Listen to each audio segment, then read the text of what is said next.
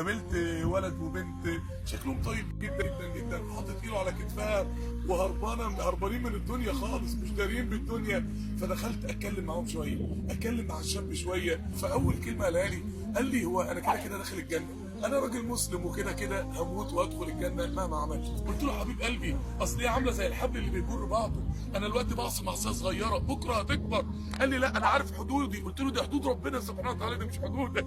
انت اول مره قعدت معاها قلت انا هقعد بس، بعد كده بدات تكلمها كلام حب قلت كلام حب بس، بعد كده بدات لسانك يطول اكتر قلت كده بس، ايدك اتمدت قلت بس، حطيت ايدك على كتفها قلت بس. قلت له مش هتقف والله ما هتقف، ولا تتبعوا خطوات الشيطان. الشيطان قاعد يدبر وعايز يسحبك واحده واحده لحد ما تلاقي نفسك تعديت حدود ربنا اكتر واكتر. قال لي بس معصيه صغيره خالص، دي مش من الكبائر. قلت له العين تزني منها الكفر، كل بصه بتبصها لك وكل بصه بتبصها لها زنا عين. الاذن تزني وزناها السمع. انت بتسمع لشارموفرز وبتسمع للوديدي واللي بص يا شيخ انا اقول لك بس بصراحه، اصل انا بشجعها على الصلاه وهي بتشجعني على الصلاه. قلت له حبيب قلبي ما تضحكش على نفسك، انت الجدار اللي بينها وبين ربنا.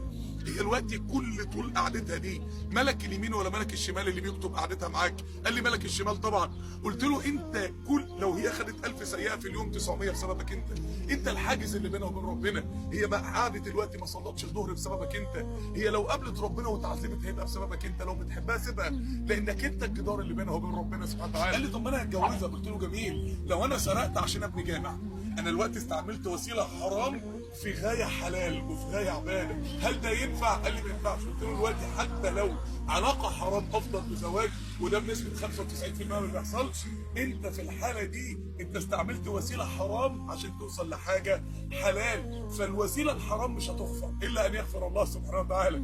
قال لي يا شيخ ده ذنوب صغيره. قلت له حبيبي والله ما تعدي، ربنا سمى عقوبه الذنب عقاب لانه يعقب الذنب، لانه في ديله على طول. قلت له والله ما تعدي. ثم هي مش في ايديها ولا في ايدينا ابوها، هي في ايدين ربنا، هتاخدها من ربنا غصب عنه. كل نعمه ربنا هيديها لك وهتعصي ربنا بسببها ربنا هيعاقبك بيها، هيخليها سبب عذابك. لو البنت دي انت عصيت ربنا بسببها هيخليها سبب عذابك، لو هي عصت ربنا بسببك هتبقى انت سبب عذابها. فانت بتفكر ازاي؟ خد بالك بقى حبيب قلبي، انت حاطط ايدك على كتفها وحاضنها وانتوا الاثنين عايشين بتقولوا توشوشوا بعض بكلام محدش سامعه غيركم انتوا وربنا سبحانه وتعالى.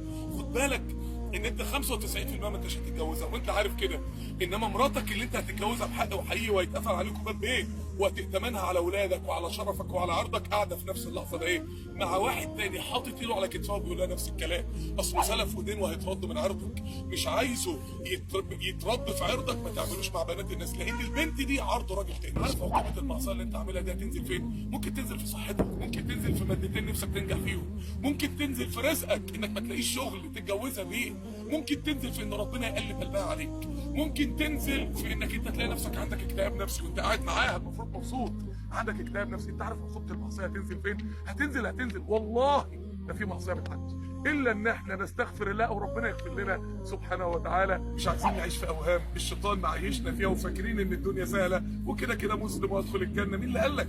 مين اللي قال لك؟ وفتنه الممات مين اللي قال لك؟ ده انا مخرج منها بمعصيه واحده. مين اللي قال لك؟